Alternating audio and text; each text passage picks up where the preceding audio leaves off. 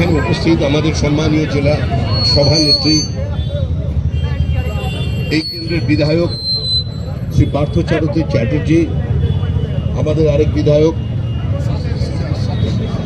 আশিস দা, অসীম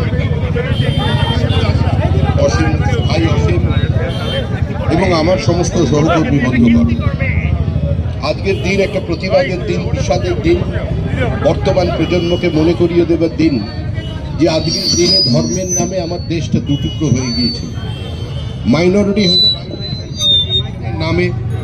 আজকে এই দেশটাকে ভেঙে টুকরো করে দেওয়া হয়েছে। এখানে বহু প্রগতিশীল রাজনৈতিক দল যারা 34 বছর ধরে পশ্চিমবঙ্গের শাসন ক্ষমতায় ছিলেন, তাদের অবিভক্ত কমিউনিস্ট পার্টি ব্রিটিশের কাছে লিখিত প্রস্তাব দেন যে 28টা টুকরো করে ভারতবর্ষকে ডোমিনিয়ন স্ট্যাটাস দিতে হবে। কিন্তু তার মধ্যেও পশ্চিমবঙ্গের কিছু মানুষ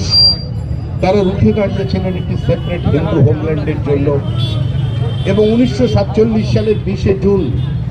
বাংলার প্রাদেশিক আইনসভায় একটি বিশেষ প্রস্তাবের মধ্যে দিয়ে সমস্ত